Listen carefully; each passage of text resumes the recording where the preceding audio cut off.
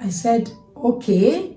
So I know they give birth at home, but I don't see why that should be my concern that our water broke. Welcome back to my channel. My name is Funmi Chris and I'm so happy to be here today because exactly a week from now we're going to be 10 years in Ilorin. It's just like yesterday that I moved into this city and now we are a whole decade. Today I'm going to be telling you about my fourth uncomfortable thing that I did in this city.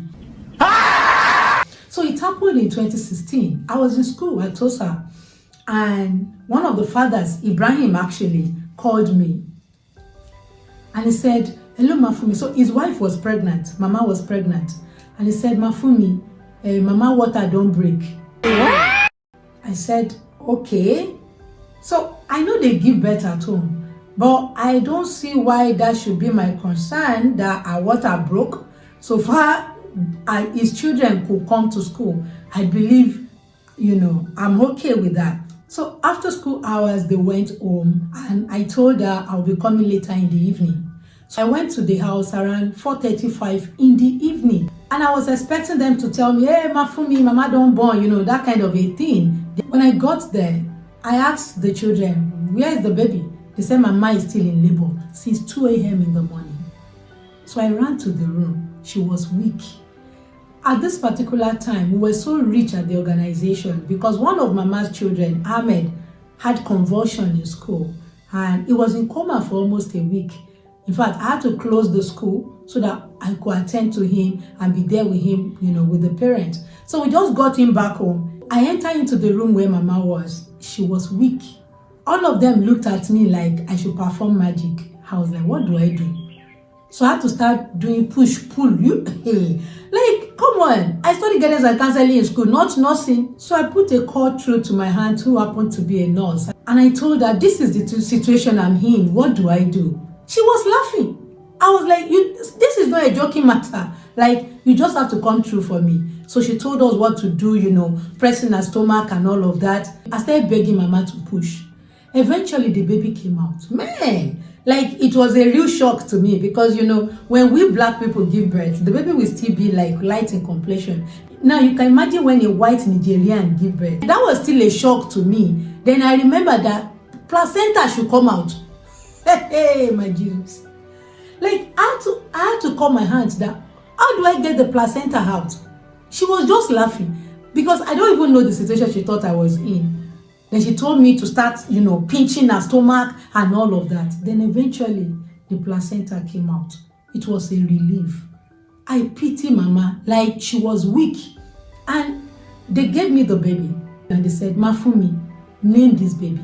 I looked at the baby, I looked at the situation, and I said, her name is Anu Oluwapo.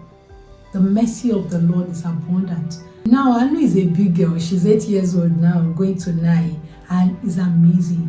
When that happened, and I saw how weak Mama was, it was easy for me to start the conversation of birth control for those people because they give birth like almost every year. So I spoke to Baba and Baba said, Mafumi, if not you, we know say we dey safe. Like if you're the one, we know we are safe. And that was huge for me. And I took Mama to an hospital here in Ilorin. When they saw her, they couldn't believe it that a Niger woman could come for family planning. So these are the things I've been able to do. And meanwhile, I've seen my mentor do the same, Pastor Kaldi Momolosho of blessed memory in Koma. I remember there was a time I went to Koma. That should be my second trip to Koma. And I was to leave to go back to Ibadan the following day.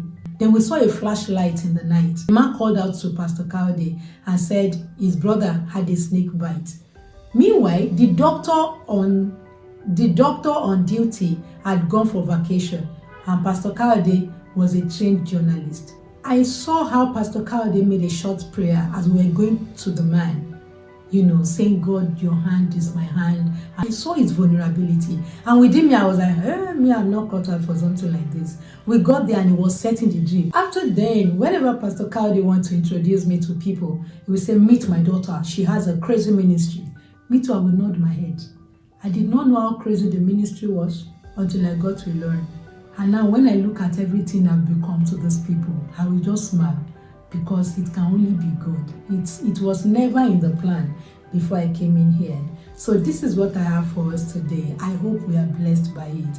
I hope we are ready to be flexible in the hand of the dream giver to lead us and, send us and use us the way he desires. I would like to hear the uncomfortable things you're doing too. It might not look so much crazy like my own, but I'm sure if you feel it's uncomfortable, then it's uncomfortable. There are sacrifices and God sees them.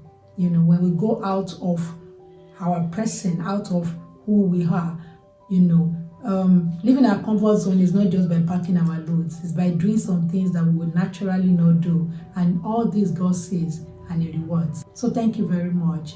If you've not subscribed to this channel, come on now, do it. You won't regret doing it. And if you subscribed already, God bless you.